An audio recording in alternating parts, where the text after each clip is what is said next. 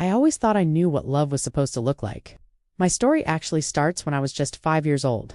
That was when I met Dave. He had just moved into my neighborhood, and from the moment I saw him, he became the boy next door.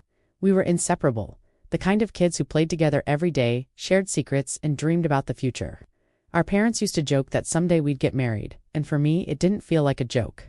From the moment I understood the concept of marriage, I was certain I would marry Dave. We grew up together. We liked the same things, laughed at the same jokes, and seemed to think in sync about everything. Dave was my first crush, my first boyfriend, my first kiss, and eventually the first person I gave my whole heart to. To everyone around us, we were the perfect couple, and in many ways I thought we were too. Right after high school, we made it official. We got married, moved into a small apartment near our college, and started building a life together. It wasn't always easy, but we were determined. We had plans, dreams of starting a family, and even had baby names picked out from when we were still teenagers cuddled up on the couch.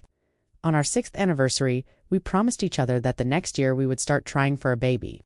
Life seemed steady and full of promise, but then everything shattered. The year of our 7th anniversary, my mom got sick.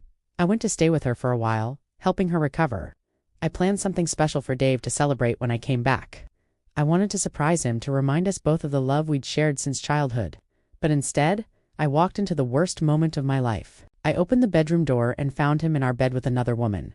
That image is seared into my mind forever. I couldn't breathe, couldn't even cry at first. I felt my whole body shut down, and I remember throwing up right there in the doorway. Dave scrambled, trying to say, "It's not what it looks like, and I'm sorry, it was a mistake." But there are some things you can't explain away, and betrayal like that is one of them. I locked myself in the bathroom, shaking until I could gather the strength to call a friend to come get me. She showed up, furious, and helped me grab my things while Dave tried to apologize, but I didn't hear a word of it. I was done. My parents supported me, though Dave's parents begged me to stay with him. They insisted he was just confused, that I could fix him, but I knew better. A fairy tale I'd believed in my whole life had been ripped apart. We divorced, and for 2 years afterward, I was a shell of myself. Depression swallowed me, and therapy was the only thing that kept me going. Friends encouraged me to date again, but every man I met fell short because I was still chasing the ghost of Dave. I wanted someone to feel like my soulmate again, and no one measured up. And then came Jay. Jay was nothing like Dave, where Dave had been loud, funny, and the life of the party. Jay was quiet, stoic, almost distant. On our first date, I asked him simple questions: what movies he liked, what hobbies he had, and he barely answered. He told me he didn't really watch movies, that he preferred reading.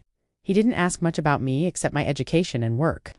Dinner felt awkward, and I left convinced I'd never hear from him again. But 2 days later, he called. I was hesitant, but my friend pushed me to give him another chance.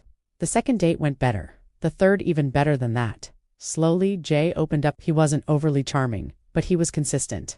On our 6th date, we finally became intimate, and afterward, when I asked if I could make myself a simple snack, he stopped me. He left for 20 minutes and came back with my favorite takeout orange chicken. When I asked how he knew, he said, "You told me on our second date." That moment floored me. Dave, who had known me my whole life, had never gone out of his way like that. Jay listened. He remembered, and he acted. He wasn't my soulmate in the storybook way, but he showed me love in ways I hadn't realized I needed. That was when I knew I was falling in love with him. We dated for 3 years before getting married. Over time, I learned about his difficult past growing up with drug-addicted parents, losing his grandfather who raised him, being homeless, and clawing his way through life with determination. He had every reason to be bitter, but instead, he chose to build a future. Jay isn't a man of many words. In fact, in nearly 20 years together, we've only said "I love you" a handful of times, but his actions have always shouted it louder than words ever could. When I was pregnant and woke him up at 2 a.m., craving food or needing my feet rubbed, he never complained. He just said, "Yes, ma'am," and did it. When I was struggling with the trauma of Dave's betrayal, Jay quietly found a therapist who specialized in infidelity recovery and made sure I had the support I needed. Even after 15 years of marriage, he still helps with chores, still kisses me out of nowhere, still makes me laugh in his quiet, unexpected way. He's not the soulmate I thought I wanted as a little girl, but he's the partner I needed as a woman. As for Dave, he's on his 3rd divorce. His mom still blames me, saying if I'd stayed, he wouldn't have turned into the man he is. But I know the truth. Dave's downfall was never mine to carry. Jay has shown me that love doesn't always come wrapped in childhood dreams or dramatic gestures. Sometimes it's in the small things: remembering your favorite food, rubbing your feet, showing up every single day without fail. He may not believe in soulmates, but I've come to believe he is mine. I love you, Jay. Thank you for being the quiet, steady, unwavering love of my life.